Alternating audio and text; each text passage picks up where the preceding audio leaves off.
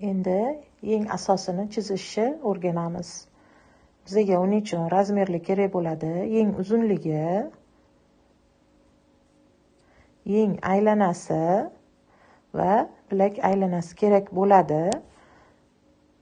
Bu men o'zimga kerakli razmerlarni yozyapman. Hozir asos andoza qilish uchun sizlar o'zinglarning olgan razmeringlar bo'yicha asos andoza qilasizlar. Mana bilak aylanasi.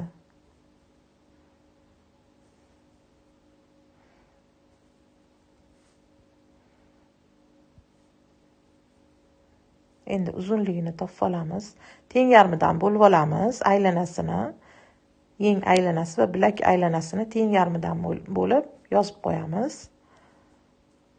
Mana. Birinchi o'rinda uzunligini o'lchab olamiz. 60.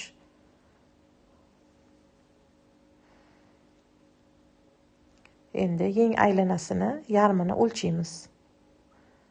Yengimizni o'rta qismini topib olish uchun teng yarmini o'lchaymiz.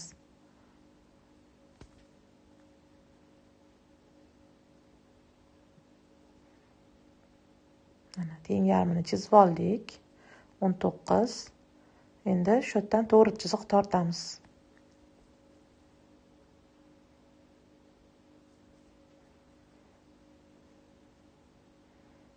Mana endi yengimizni to'liq razmerini o'lchab belgilab chizib olamiz.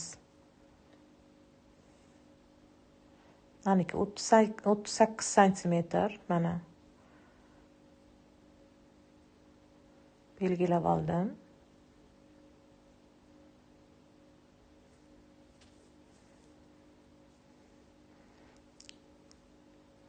Endi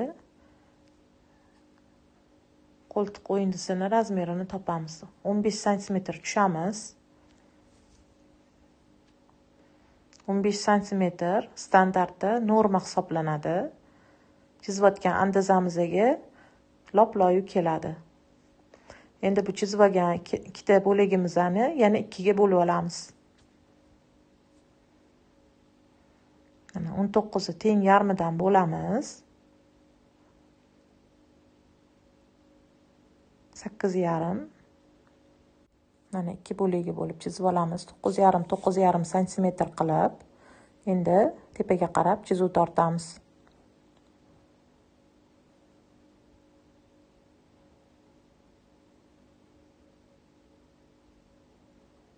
Mana